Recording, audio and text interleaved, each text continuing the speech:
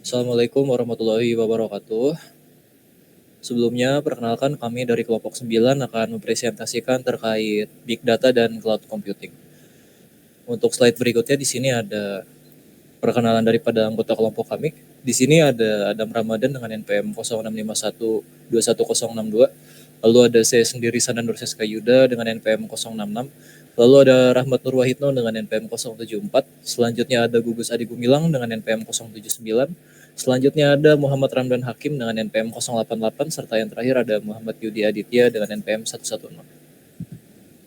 Di sini terdapat daftar isi mengenai bahasan kita kali ini. Ada Cloud Computing and Big Data, keterkaitan Cloud Computing dan Big Data, arsitektur Big Data, platform cloud, kasus nyata implementasi cloud pada Big Data, lalu ada manfaat dan tantangan integrasi cloud dan Big Data, lalu ada peran SDM dalam Big Data di cloud, serta yang terakhir ada tren masa depan antara cloud dengan Big Data. Untuk slide pertama ini ada Cloud Computing dan Big Data. Cloud Computing sendiri merupakan teknologi yang memungkinkan akses ke sumber daya komputasi seperti penyimpanan, server, database, dan lain-lain melalui internet. Jenis layanan yang digunakan adalah LAS, PaaS, dan SaaS. Lalu di sini ada keunggulannya sendiri, di mana keunggulan dari cloud computing itu adalah skalabilitas, efisiensi biaya, dan aksesibilitas. Sedangkan Big Data sendiri adalah kumpulan data yang sangat besar, kompleks, dan cepat berkembang, sehingga sulit dikelola dengan metode yang tradisional.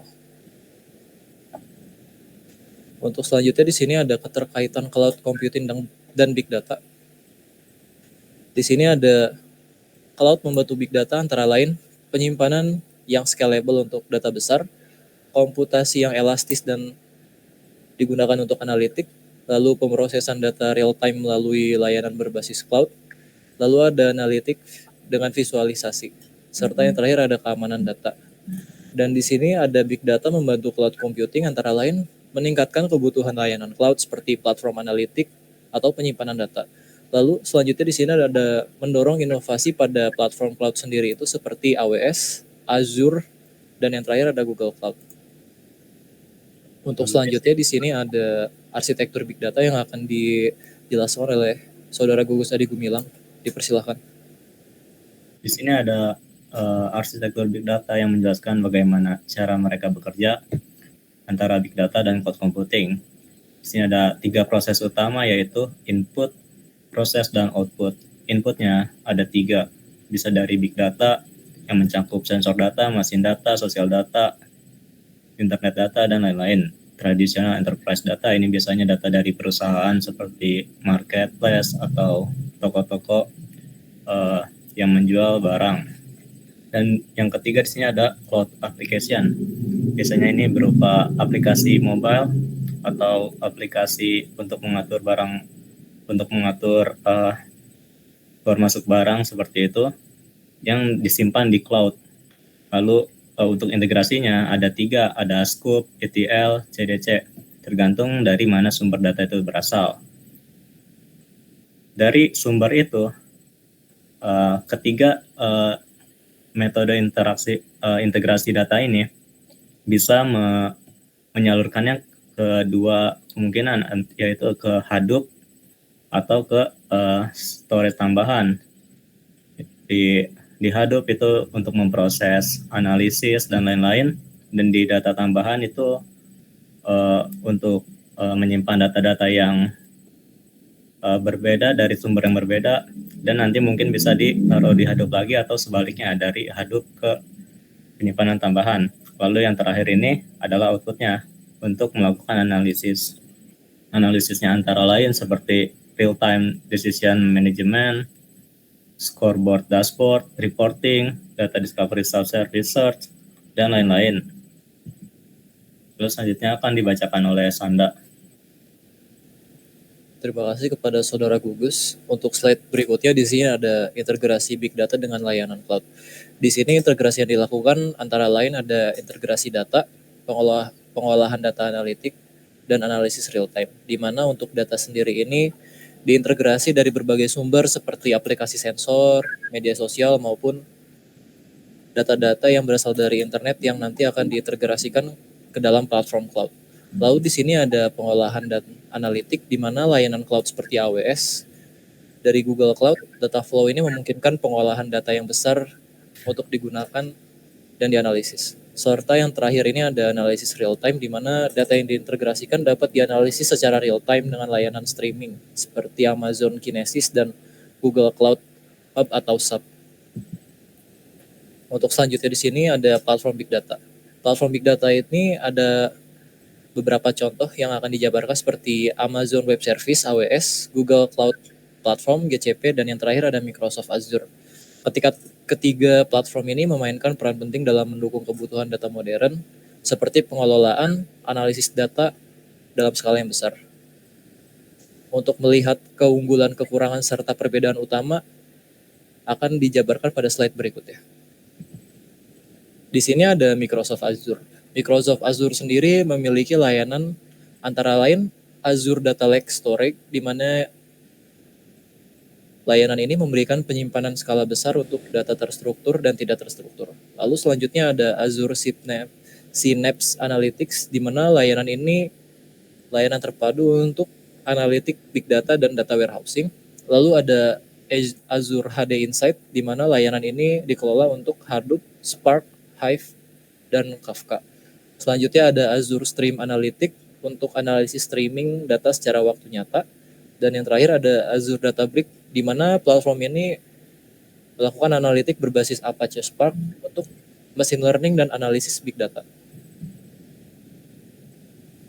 Oke, di sini ada kelebihan serta kekurangannya, di mana kelebihannya sendiri sudah terintegrasi dengan produk Microsoft sendiri seperti Windows, Office 365, dan lain-lain.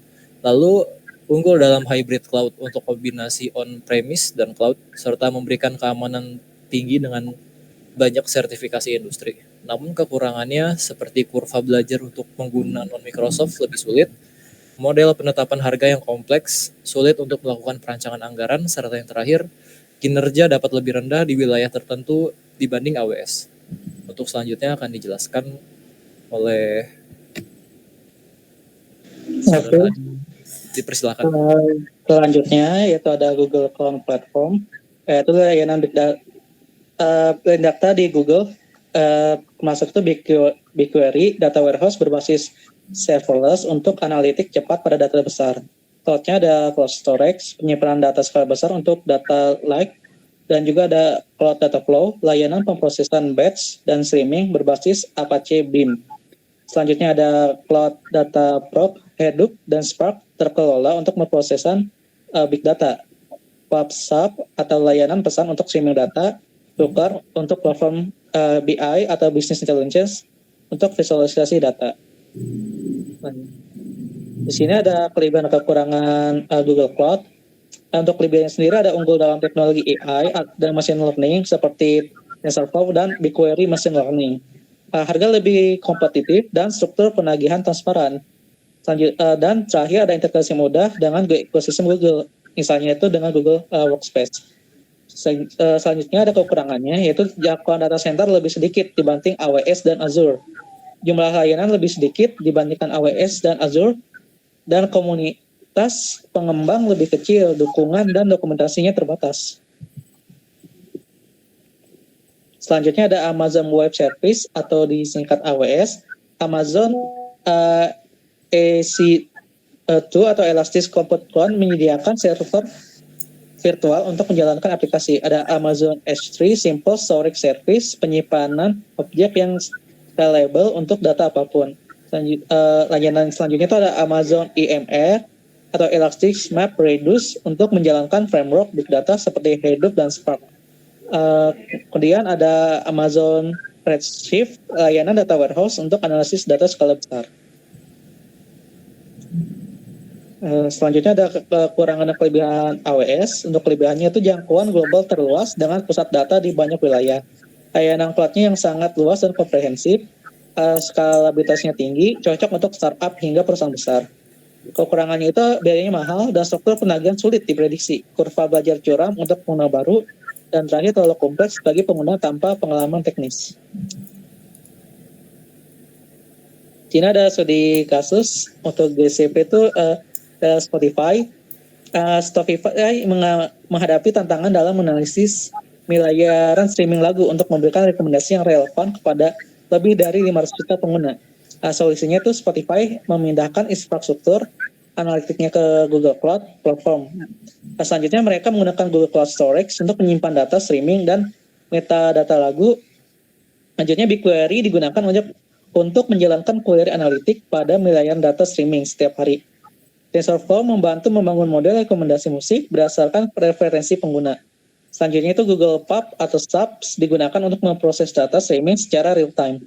Hasilnya itu dengan infrastruktur GCP atau Google Cloud Platform, Spotify mampu memberikan rekomendasi lagu yang lebih personal dan analisis datanya yang lebih cepat. Proses analitik yang sebelumnya memakan waktu berjam-jam ini dapat diselesaikan dengan hitungan menit.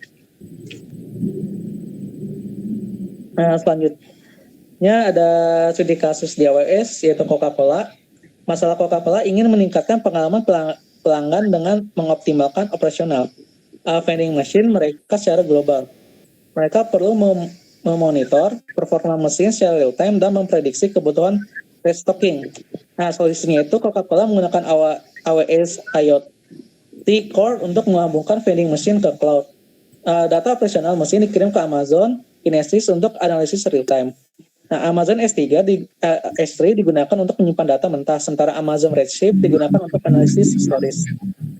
Selanjutnya ada Amazon SageMaker membantu membangun model machine learning untuk memprediksi waktu optimal restocking mesin berdasarkan data penjualan dan lokasi. Hasilnya itu solusi ini memungkinkan Coca-Cola untuk mengurangi biaya logistik dan meningkatkan pengalaman pelanggan dengan memastikan vending machine selalu tersedia. Yang digunakan untuk kampanye pemasaran berbasis lokasi.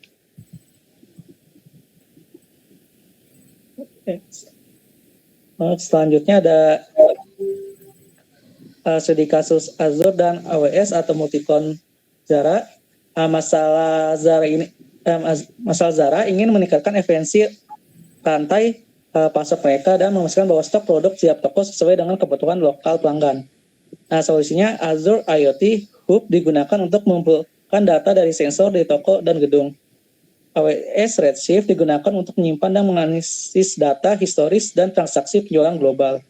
Azure Machine Learning membantu membangun model untuk memprediksi permintaan produk di setiap wilayah. Laporan disajikan melalui Power BI yang terintegrasi dengan data dari kedua platform.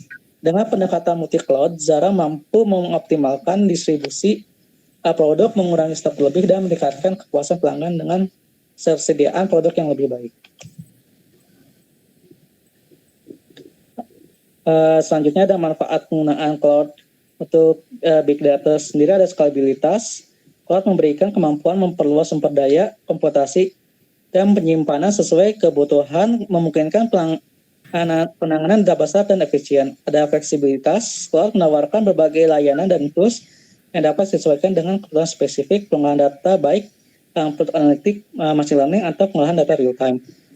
Terus selanjutnya keamanan, penyedia cloud menyediakan langkah keamanan yang ketat untuk melindungi data sensitif, mengurangi risiko kehilangan data dan pelanggan keamanan. Efisiensi biayanya, cloud memungkinkan penghematan biaya melalui penggunaan sumber daya yang fleksibel dan mode pembayaran berdasarkan penggunaan atau pay as you go. Untuk tantangan pengguna cloud untuk big data, pertama adalah latensi. Meskipun cloud dikenal karena skalabilitasnya, penanganan big data dalam jumlah besar dapat menimbulkan latensi tinggi, terutama saat data harus ditransfer antar lokasi atau diproses dalam real time. Akibatnya, analisis data menjadi lambat. Selanjutnya ada integrasi sistem yang ada. Banyak organisasi memiliki infrastruktur lokal atau on-premise yang sudah ada. Mengintegrasikan sistem ini dengan layanan cloud untuk mengelola big data menjadi tantangan teknis yang besar. Ketiga itu ada kompleksitas manajemen data. Big data memiliki variasi format terstruktur, semi-terstruktur, bahkan tidak terstruktur, yang memerlukan alat analitik yang berbeda. Menyelaraskan semua format ini di cloud itu sering membutuhkan waktu dan sumber daya yang besar. Dan terakhir ada vendor lock-in, yaitu saat sebuah perusahaan memilih penyedia cloud tertentu, mereka sering kali menjadi sangat tergantung pada teknologi, layanan atau ekosistem vendor tersebut. Perusahaan yang menggunakan layanan cloud seperti AWS untuk big data memungkinkan kesulitan bermigrasi ke platform lain seperti Azure atau GCP karena perbedaan format atau API-nya. Terus ada peran sumber daya manusia dalam big data cloud itu pertama itu untuk memahami data, penting untuk memahami jenis data yang dikumpulkan, bagaimana data itu digunakan, dan siapa saja yang memiliki akses. Terus ada manajemen talenta, mencari dan mengembangkan talenta yang memiliki keahlian di bidang big data dan cloud computing. Ada komunikasi dan edukasi, memastikan komunikasi yang jelas tentang data, kebijakan, dan proses yang terkait dengan big data. Terakhir ada etika dan privasi, menjaga privasi data dan keamanan informasi sesuai dengan peraturan dan etika. Selanjutnya akan dibacakan oleh teman saya. Tren masa depan antara cloud dan big data. Cloud Native Big Data Analytics. Cloud Native mengacu pada aplikasi dan sistem yang dirancang untuk berjalan di lingkungan cloud, bukan hanya dipindahkan dari infrastruktur tradisional. Untuk big data, ini berarti menggunakan layanan terintegrasi dengan cloud seperti Snowflake, Google BigQuery, dan Amazon Redshift. Cloud Native Big Data Analytics memungkinkan analitik terdistribusi cepat, pemrosesan data paralel, dan fleksibilitas tanpa infrastruktur fisik.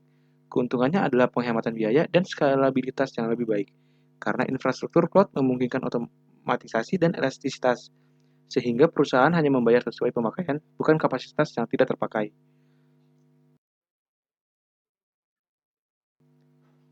Lalu ada peningkatan penggunaan AI dan machine learning. Cloud dan big data menjadi dasar pengembangan AI dan machine learning atau ML, karena keduanya membutuhkan kapasitas komputasi dan data besar untuk pelatihan model dan prediksi. Penyedia cloud seperti AWS, Google Cloud, dan Azure menawarkan layanan machine learning terintegrasi seperti Amazon SageMaker, Azure Machine Learning, dan Google AI Platform.